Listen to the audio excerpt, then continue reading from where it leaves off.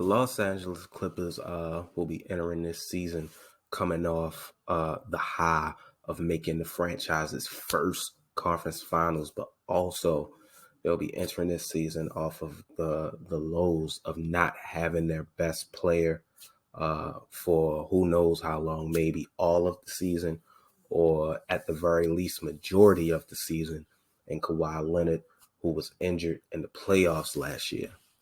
But nonetheless, me personally, I have hopes for this Clippers team. I think they can still be successful. I know a lot of people, well, not a lot of people, but the perception of this team and the success they'll have this season is a bit split. Some people believe this team can still be a top 5 team in the West. Some people believe they can be, between 8 and 5. Some people don't think they'll make the playoffs at all. And to be quite honest, every single person who says that has a case. Everyone can make an argument for their case where they have the Clippers in the standings, and all of them can be considered valid. That's how unpredictable and up and down this team will be going into the season. They did make some moves this offseason, I guess, to help improve with the absence of a Kawhi Leonard. They added Eric Bledsoe, who was a former Clipper with the Lob City Clippers. He'll be coming back to help the team fill the point guard position after they lost Patrick Beverley and Rajon Rondo. Now, while they're filling the point guard position, they don't necessarily have a point guard. And I think that I felt for the longest, and a lot of other people have as well, that was really missing from this Clippers team. They had all the pieces, but you didn't have a point guard, a floor general, a playmaker to really, make the pieces work, come onto the floor, point the pieces in the right direction when Paul George and Kawhi are off. They're not just coming down the court, jacking up shots, slow the game down for everybody and make it easier for everyone. And a lot of people, myself included, thought Rajon Rondo would be able to fill that role, but Rajon Rondo wasn't as productive for this team as he was for the 2019 Los Angeles Lakers, so to speak. Rajon Rondo is not really a starting point guard in the league anymore. That's just the facts. And while Eric Bledsoe is a starting point guard in the league by position, he's not the style of point guard that they need. But I do think he'll still be able to help this team in some way. Maybe the way he's able to help the team is what they need, but I still do believe this team needs a floor general.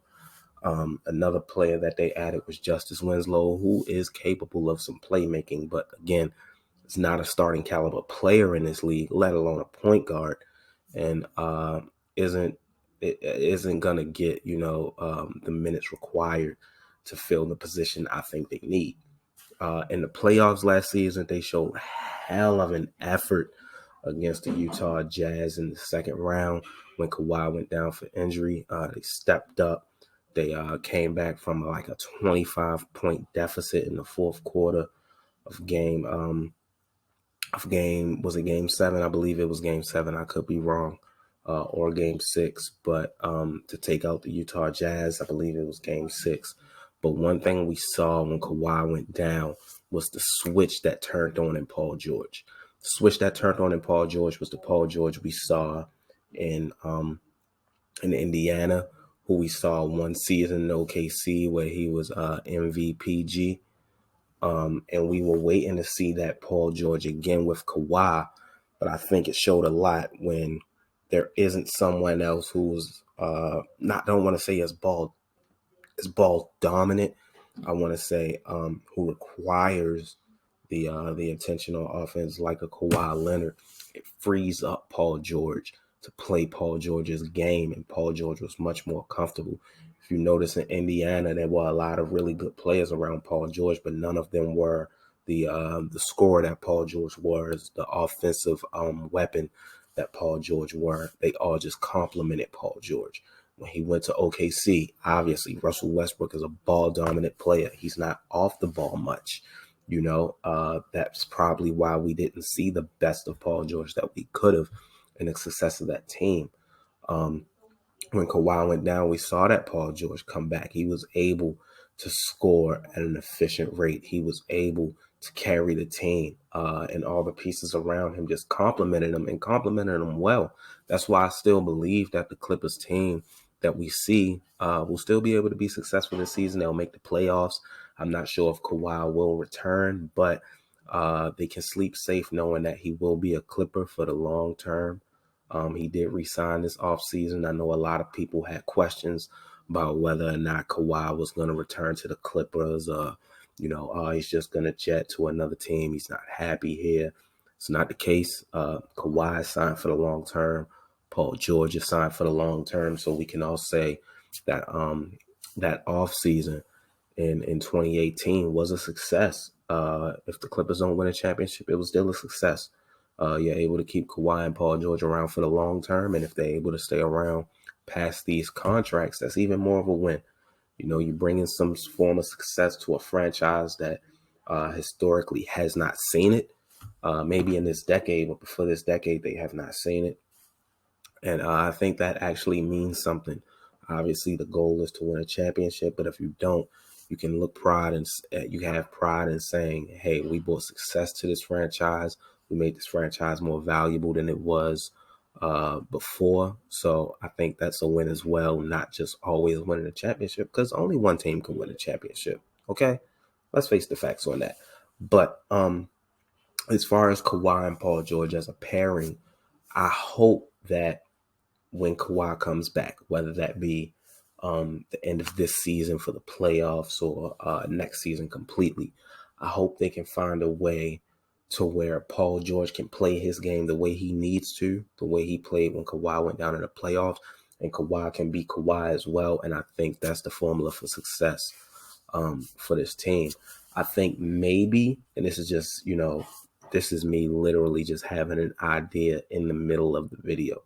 Maybe what's best for the Clippers is having the ball in Paul George's hands primarily, because I think Paul George is an underrated playmaker. I'm not calling the dude a point guard. I'm not saying he's a floor general. I'm not saying the dude is Jason Kidd or fucking even Russell Westbrook or Chris Paul.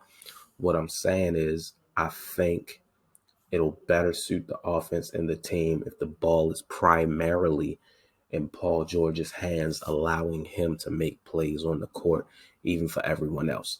I don't know if it's going to be a success. I'm not a fucking NBA coach. I don't pretend to know everything. I'm still learning about the game. I'm a student of the game to this day.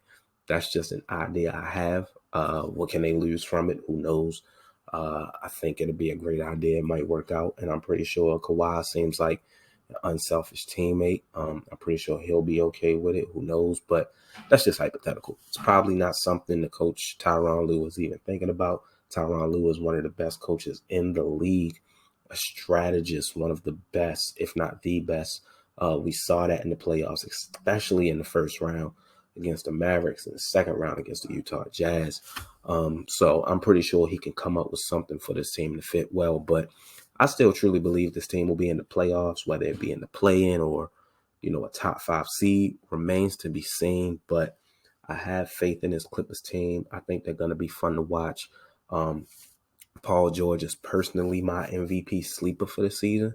If we can get the Paul George we saw in the playoffs throughout majority of this season, I think he's definitely going to be in the MVP conversation as long as he can stay healthy as well. I don't know how the load management is going to work now that Kawhi is out, but we'll see. They still got some talent around them with guys like Terrence Mann, Eric Bledsoe. They re-signed Reggie Jackson. They re-signed Nick Batum. They still have Marcus Morris. They still have Avicii Zubats. This team still has some talent, and I think they can get it done with Paul George at the helm. But let me know what you think in the comment section below. If you're a Clippers fan, Paul George fan, if you're neither one, you're just an NBA fan. Let me know what you think about the Clippers offseason and the upcoming season. Do you think Kawhi Leonard is going to return this season, or will he sit it out? Who knows? Let me know what you think in the comment. I want to talk with y'all, man. Leave a like on the video. Also, make sure that you subscribe to the channel. Hit the notification bell. So, like I always say, when your team video comes out. If you've missed any of the videos and you want to catch up on the 30 Days of Hoops, the playlist is right up here somewhere. I can't remember on which side. You'll know when you see it. I have every video of every team. You can catch up. and catch up on some of the teams that I talked about. But till tomorrow, holla at y'all. Peace.